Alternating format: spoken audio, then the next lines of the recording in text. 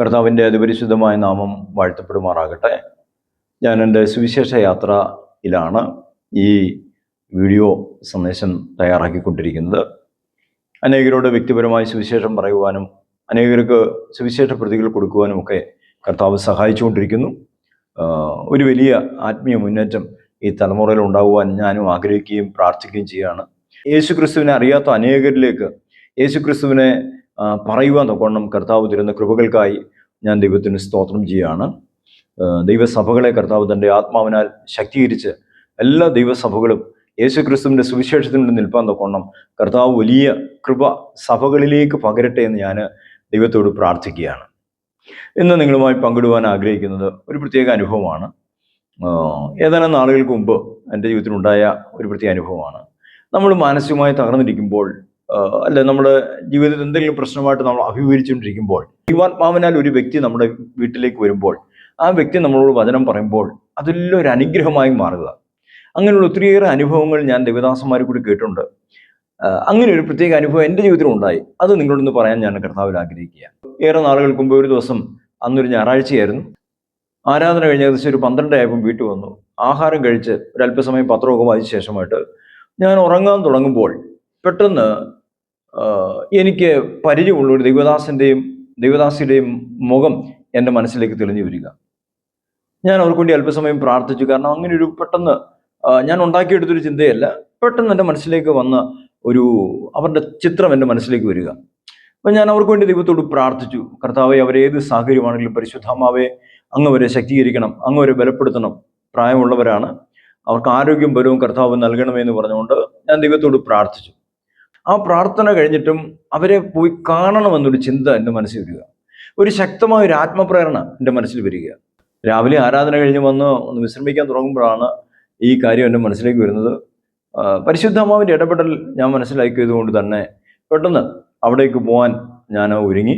1.5 മണിക്കൂർ യാത്ര ചെയ്ത് ഈ പ്രായമായ ദേവദാസിയുടെയും വീട്ടിൻ്റെ മുമ്പിൽ ഞാൻ എത്തി. ഞാൻ പോയി കോളിംഗ് ബെല്ല് അമർത്തി കഴിഞ്ഞപ്പോൾ ആരോ എന്തോ ഉച്ചത്തിൽ അകത്ത് സംസാരിക്കുന്ന പോലെ ഞാൻ കേൾക്കുക. 2-3 മിനിറ്റ് ഞാൻ വെയിറ്റ് ചെയ്തു, കാരണം ആരോ അകത്തുണ്ട്. ഒരല്പം കഴിഞ്ഞപ്പോൾ ഒരു ചെറുപ്പക്കാരൻ വന്ന് കഥ തുറന്നു. എനിക്ക് അദ്ദേഹത്തെ പരിചയമില്ല. എന്നോട് ചോദിച്ചു, ആരാ? ഞാൻ പറഞ്ഞു, ഇവിടുത്തെ പാസ്റ്റർ അപ്പച്ചനെ കാണാൻ വേണ്ടി വന്നതാണ്. ഇവിടെ ഇല്ലേ? ഉണ്ട്, അകത്തുണ്ട്, കയറി വാ എന്ന് പറഞ്ഞുകൊണ്ട് അദ്ദേഹം ഒരല്പം ദേഷ്യത്തോടെ സംസാരിക്കാൻ എനിക്ക് തോന്നി. ഞാൻ അദ്ദേഹത്തെ അനുഗമിച്ച് അകത്തെ മുറിയിലെത്തി. അകത്തെ മുറിയിൽ സോഫയിൽ ആ പാസ്റ്ററും അമ്മച്ചി ആൻറ്റി ഇരിപ്പുണ്ട്. 2 പേരും പ്രായമായിട്ടുള്ളവരാണ്. പാസ്റ്റർക്ക് ഏകദേശം ഒരു 80 വയസ്സ് കാണും. ക്ഷീണാവസ്ഥയാണ്. എനിക്ക് ചെറുപ്പക്കാരന് ഒരു സീറ്റ് ഇട്ട് തന്നു, ഇരിക്കാൻ പറഞ്ഞു. എന്നിട്ട് തുടർന്ന് പിന്നെ ആ പാസ്റ്ററിനോടും ആൻറ്റിയോടും ഈ ചെറുപ്പക്കാരന് ദേഷ്യത്തോടെ സംസാരിക്കുക. പുതിയ വ്യക്തി വീട്ടിൽ വന്നുവെന്നോ അല്ലെങ്കിൽ അങ്ങനെയുള്ള യാതൊരു മര്യാദയും കാണിക്കാതെയാണ് ഈ ചെറുപ്പക്കാരന് ഉച്ചത്തിൽ തന്നെ ഈ അപ്പനോടും അമ്മയോടും ഞാൻ ഇരിക്കുമ്പോൾ തന്നെ സംസാരിക്കുന്നത്. അങ്ങനെ ഏകദേശം ഒരു 3/4 മണിക്കൂർ കഴിഞ്ഞു കാണും. ഈ പാസ്റ്റർ അപ്പച്ചനോടും ആൻറ്റിയോടും കയർത്തുകൊണ്ടിരിക്കുന്നത് അവരുടെ മകനാണ്. അവരുടെ സംസാര വിഷയം എന്നുള്ളത് ഈ പാരമ്പര്യങ്ങളെ വിട്ടുപോയതുകൊണ്ട് തനിക്ക് പല നന്മകൾക്കും കുറവ് വന്നു എന്നുമാണ് ഇദ്ദേഹം വാദിക്കുന്നത്.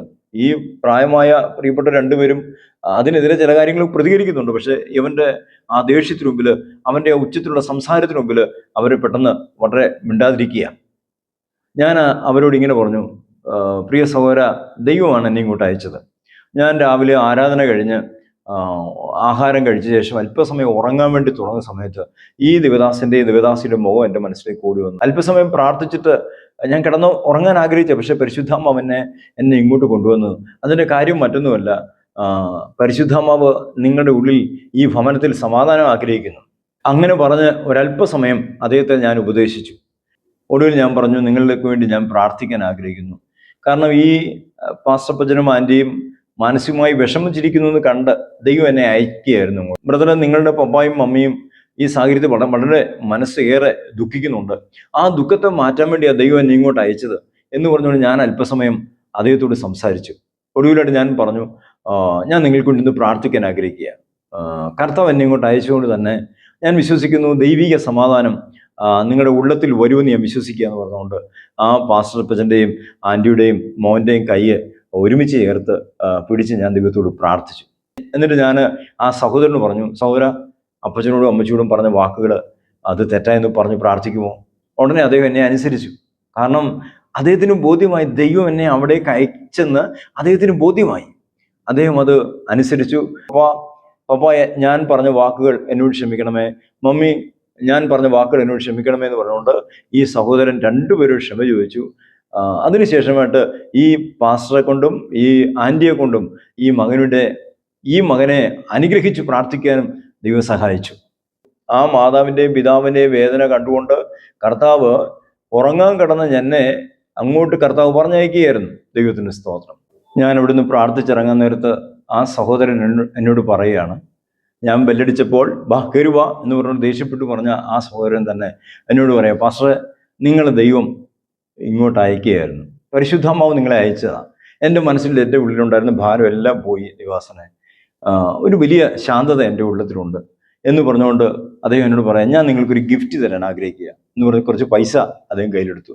ഞാൻ പറഞ്ഞു, ഈ വേണ്ട, കർത്താവ് എന്നെ അയച്ചെങ്കിൽ തീർച്ചയായിട്ടും കർത്താവ് എനിക്ക് വേണ്ടി കരുതിക്കൊള്ളൂ എന്ന് പറഞ്ഞപ്പോൾ ആ പാസ്റ്ററപ്പച്ചൻ മോൻ്റെ നിന്ന് പൈസ വാങ്ങിയിട്ട് അദ്ദേഹം ദൈവത്തോട് പ്രാർത്ഥിക്കുക, കർത്താവെ ഞങ്ങൾ മാനസികമായി തകർന്നു പോയ ഈ സമയത്ത് അങ്ങയുടെ ദാസനെ അങ്ങ് കർത്താവെ ഞങ്ങളുടെ ആശ്വാസത്തിന് വേണ്ടി അയച്ചല്ലോ, ഈ നന്മ അദ്ദേഹത്തിന് പ്രയോജനകരമായി തീരുവാൻ കർത്താവെ തിരുക്കരങ്ങളിലേക്ക് ഏൽപ്പിച്ച് ഞങ്ങൾ ഇതിനെ സ്തോത്രത്തോടെ അങ്ങയുടെ ദാസന് കൊടുക്കുമെന്ന് പറഞ്ഞിട്ട് അദ്ദേഹം എന്നെ ആ പൈസ പിരിച്ചേൽപ്പിക്കുക.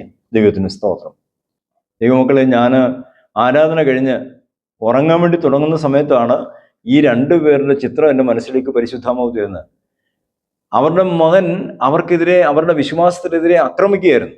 എന്നാൽ ആ സമയത്ത് അവരെ സംരക്ഷിക്കുവാനും അവർക്ക് വേണ്ടി പ്രാർത്ഥിക്കുവാനും ദൈവം എന്നെ ആ ഭവനത്തിലേക്ക് അയക്കുക. നമ്മൾ ദൈവത്താൽ അയക്കപ്പെടുവാൻ ആഗ്രഹിക്കുന്നവരായി തീരണം. പരിശുദ്ധാത്മാവ് ഇന്നും നമ്മളോട് സംസാരിക്കുന്നുണ്ട്. അന്ന് കൊർന്നേലിയോസിന്റെ വീട്ടിലേക്ക് പോകുവാൻ പത്രോസിനോട് പറഞ്ഞ അതേ കർത്താവ് തന്നെ ഇന്ന് നമ്മളോട് സംസാരിക്കുന്നുണ്ട്. നമുക്ക് ദൈവശബ്ദം കേട്ടുകൊണ്ട് മുന്നോട്ട് യാത്ര ചെയ്യുക. നമ്മുടെ കർത്താവായ യേശു ക്രിസ്തുവിന്റെ മധ്യാകാശ വരവ് ഏറ്റവും അടുത്തിരിക്കുന്ന കാലഘട്ടത്തിൽ അനേകരുടെ ആത്മീയ അനുഗ്രഹത്തിന് നാം ഓരോരുത്തരും പ്രയോജനപ്പെടുക എന്നുള്ള പ്രാർത്ഥനയോടെ നിർത്തട്ടെ. God bless you.